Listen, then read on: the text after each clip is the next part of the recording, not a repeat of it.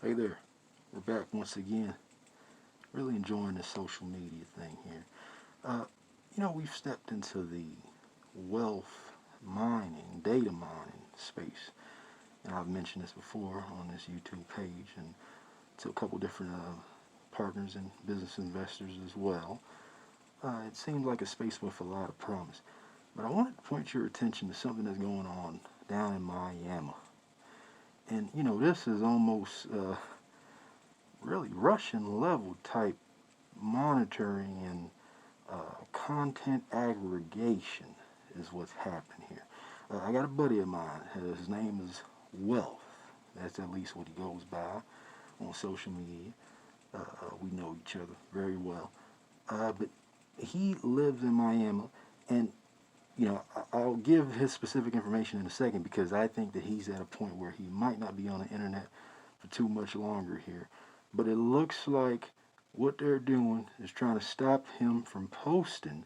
And when he does post, it gets sent down various weird channels, almost as if whoever's controlling the network is playing some sort of game here. And this I think is something that goes along with this notion of gang stalking. I'm not sure if you folks have heard about it, but it's called community gang stalking specifically.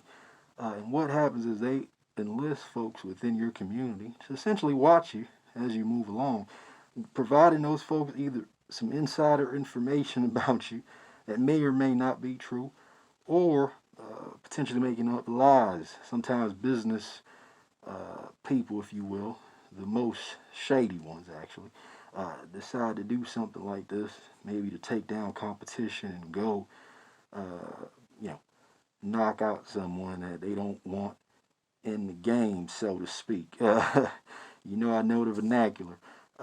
So, in a nutshell, my buddy here, he says initially what happened is he had some heavyweights that were really trying to follow him around and whatnot, see what he had going on.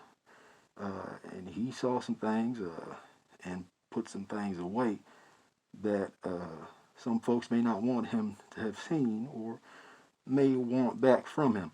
Not to say that it was taken in any sort of illegal manner, but what I'll say is that what's going on with him, I just felt it was right that I go on the internet, make this video here to let it be known.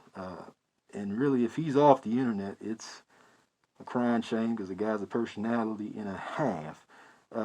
Just a good guy all the way around. But he lives on 101 Street and 5th Avenue Northwest in Miami, Florida. If you want to, we can actually turn this into a business venture. Anybody that's interested in doing some drone surveillance or doing some drone piloting and wants to maybe show off your skills and capture this moment here so that we can turn it into a movie or something, because it's almost like a movie from what he tells me. Being that he drives around and he's to the point now where he's driving with no license plate for about 3 months in the city, and no one has approached him. One time he did get stopped by the cops. He mentioned what was going on, and it was something that they didn't want to dig into, so they might be a part of it too from a local level. But again, he knows that there is the community aspect where folks within the community are essentially just trying to push his buttons and really get him to do something crazy. That way, it'd be no question as to whether he was the bad guy or the good guy.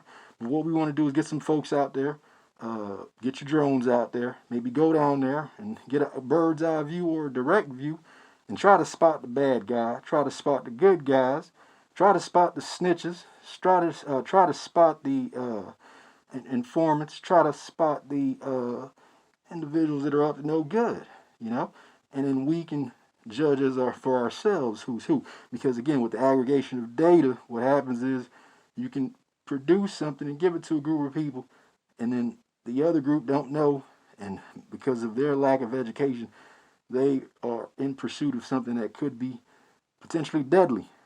So obviously I don't want to see anything happen to my buddy, but I just wanted to make this video and let it be known.